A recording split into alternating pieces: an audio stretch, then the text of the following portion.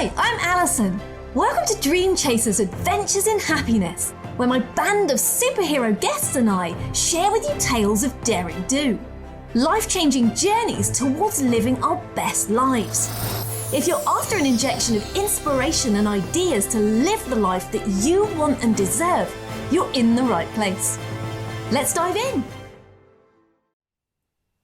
Hi there, and welcome to the show where we serve up conversation, concepts and belief that it really is entirely possible to create what you crave. If there's something stopping you from pursuing happiness, whatever that looks like to you from a career or lifestyle point of view, the stories and insights covered here are designed to help.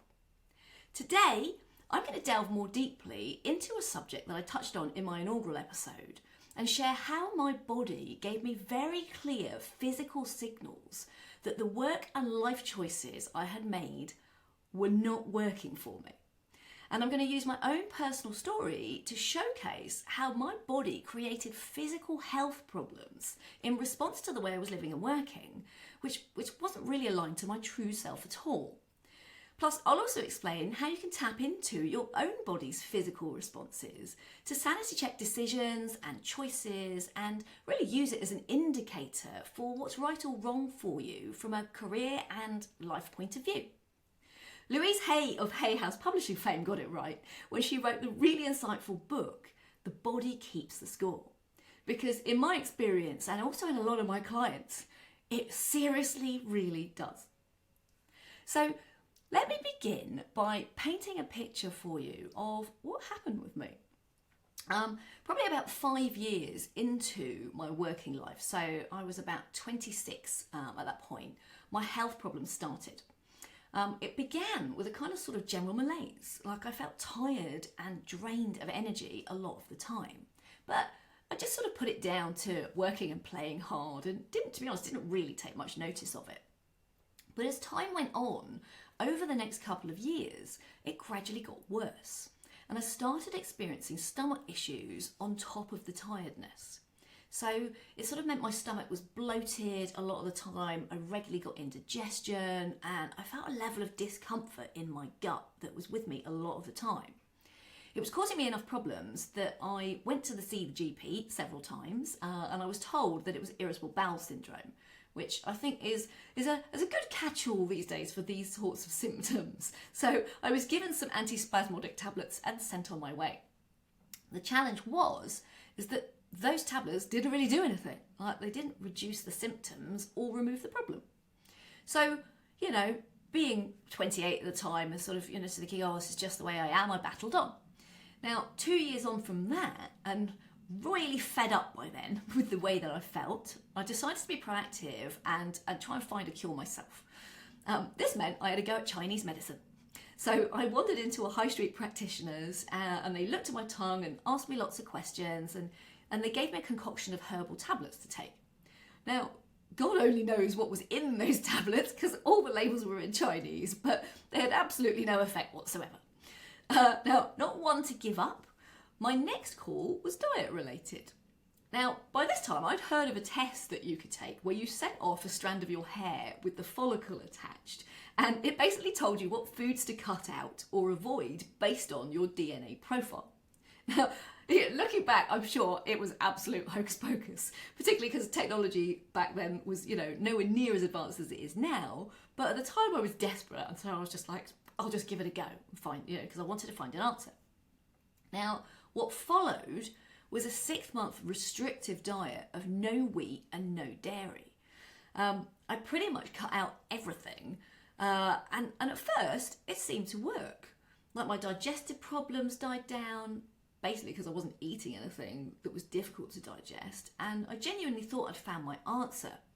But gradually, despite living on what felt like next to nothing to me, the symptoms returned, except now I'd lost a lot of weight, and it was weight I couldn't really afford to lose. So by this time, I was 32. I was permanently exhausted, I had ongoing indigestion and heartburn, but I also had accumulated regular chest pains that ran diagonally up and down my body. So my body just hurt a lot of the time. I was also super prone to sickness. So, and I think it was because my immune system was on the floor. So like I caught every single bug that went around, and I spent most of my time just generally feeling awful. But then, a few months on from that, it got a whole lot worse. And effectively, my digestive system shut down completely. So it meant I was vomiting after every meal because I just couldn't keep food down. It just wouldn't digest, despite the fact that I love my food. So I continued to lose weight, and the cycle of symptoms was even more pronounced. Now, at this point, I'm not afraid to tell you that I totally lost my shit. There was something clearly wrong with me, and so I went to the GP and demanded that they do something concrete. So they referred me to Charing Cross Hospital, where I had several rounds of very invasive tests to try and figure out what on earth was going on. When the results came in, I was like, finally, I'm going to get some answers. So I got called in to see the consultant, and that person gave me a diagnosis that I was not expecting.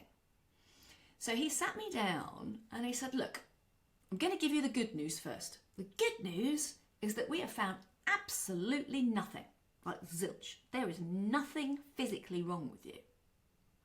So after a moment's pause, I was like, how can that be? What do you mean there's nothing wrong? You know, if there's nothing wrong, why the hell can't I digest food? Like, what is giving me all of this pain in my body, and what is making me feel so awful? Now, that's when he told me that it was being caused by stress. And if you'd have known me at the time, you might imagine my incredulous face. I was like, what on earth are you talking about? I'm like the least stressed person I know. You know, I'm doing a really good job of staying on top of things and managing stuff and without kind of issues. So it can't be stress. It doesn't make any sense. And that's when the consultant gave me the diagnosis that changed the course of my life. No exaggeration. He told me that stress wasn't just caused by a sense of overwhelm, which is always what I assumed. It's often caused by decisions and actions that aren't aligned with what we really need or want. So, you know, stress manifests when we fight ourselves and our true sort of nature and natural instincts and force ourselves to do things or behave in ways that aren't true to our real selves. Now, the consultant suggested that this is what I was doing, and that because I wasn't mentally acknowledging the stress that this was causing, it had to go somewhere, and so I was effectively pushing it into my physical body. So, in thinking about this as he was giving me this very weird diagnosis, I was like, so you're telling me I'm basically causing my own illness. I am making myself ill. And this guy looked at me with a dead-on stare and looked straight in the eye and just said, yes. And then he asked me another question, which completely confused me. So he went on to ask, you know, how well do you sleep? Now, I was like, what's this got to do with anything? And I was like, I sleep fine. And he said to me, I put money on it, you don't. Now, he could tell by this point that I thought that this whole thing was crackers. You know, I didn't really believe what he was saying to me, and it just didn't make any real sense. And so he set me a challenge. He asked me to take some really strong sleeping tablets that he was going to prescribe for 2 weeks and then come back and see him. Now, at a loss at what else to do, I did just that. And seriously, these pills, they were like horse tranquilizers. They totally knocked me out. But by the end of the first week of taking them, I was like, is this how normal people feel? Because physically, I felt like a different person. And it made me realise that, in fact, I didn't sleep normally. You know, I came to learn over the coming months that I was actually a chronic insomniac. So I got no more than about 2 to 3 hours of broken sleep a night. But at the time, I was so disconnected from myself and my body that I had no idea. I was completely oblivious to it. So when I went back to see the consultant 2 weeks later, I was like, okay, I'm listening. Like, clearly, I don't realise what the hell it is I'm doing to myself. But now I have an even bigger problem, because if I don't realise I'm doing this, how on earth can I fix it? Like, if I don't even recognise that I'm stressed in the first place? Like, what am I going to do? And his answer was the start of a very long journey for me. He recommended that I start asking myself some very difficult questions about the way and how I was living and working, and how aligned that was with what felt right for me, that actually listened to the answers from my physical body rather than my mind. Right? Weird, right? He was asking me to learn to tap into my body's physical responses to things, so the choices I was making and the things I was doing, and use this intel to slowly start making different decisions, ones that my body knew felt right. Now, I'm going to be honest, this was no mean feat for me, because I had come to use my body as armour, almost like a physical shield to battle my way through things that I didn't like or that I didn't feel aligned with. And it meant I was hugely disconnected from it. So it took a lot of practice and patience over several years to test it out and play with it. Really get a sense of what worked for me and what didn't, until I became very au fait with what my body had to say on everything. Now, what I learned over the course of those years was that I wasn't living true to myself. My choice of lifestyle and my work and the way in which I was approaching it was at serious odds with my real nature and the things I really cared about.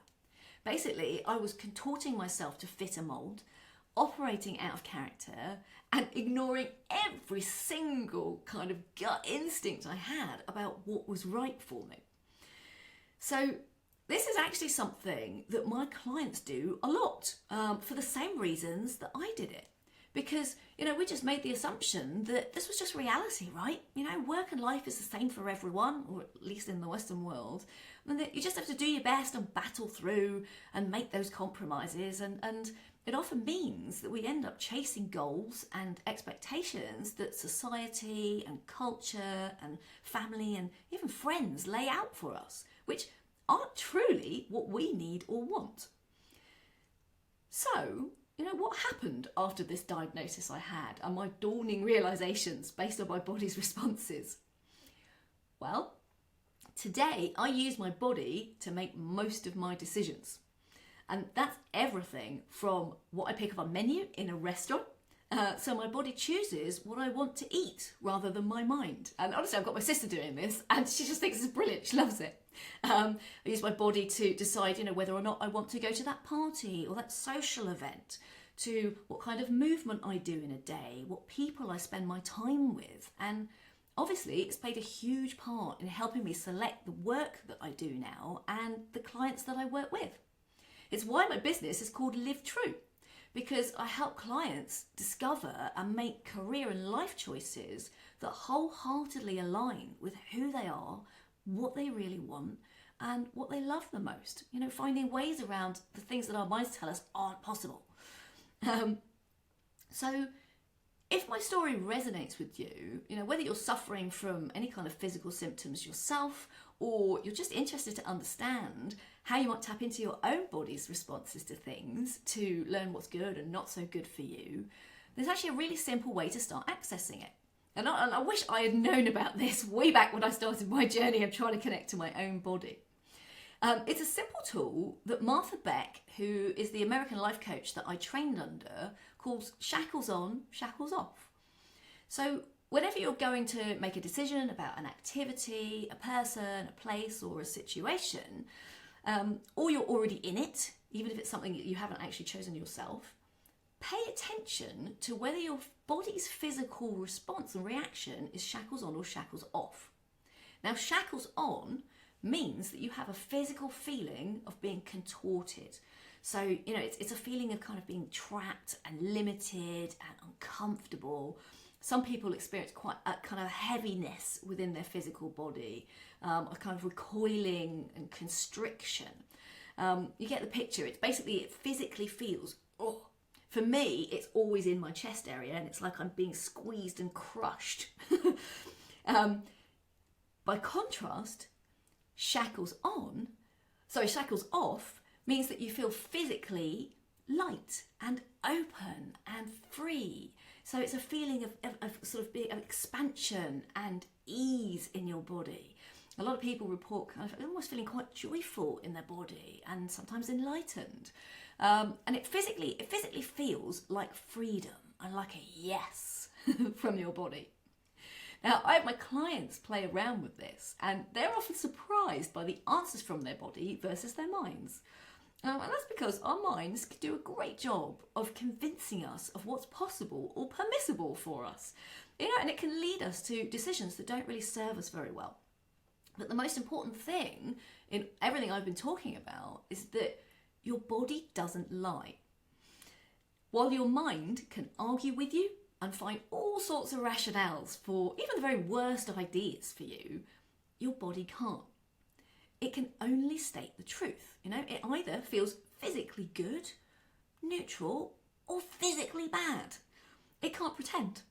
So it's the most reliable source of information if you truly want to understand what's best for you.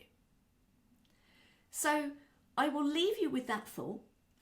That's it for this episode. I really hope it's provided some food for thought, no pun intended. And if you fancy having a go at tapping into your own body's responses, just really enjoy experimenting with it. You can try it on all sorts of things. And like me, you might just learn a whole lot about yourself that you never had a clue about. And it might help you make decisions that set you up for everyday alignment and happiness. And if you know anyone who would benefit from listening to this episode, please do share it. And until next time, just know, honestly, I really believe in you and your ability to tap into your body and use that intel to make decisions that serve you so that you can create the career and the lifestyle that you really want. Thank you for listening today. I hope our time together has got you thinking about your own adventure in happiness. So please do get in touch. I'd love to hear more about your story. And why not join our Dream Chasers Unite community? There is nothing better than an adventure shared. Until next time, be brave and go create what you crave.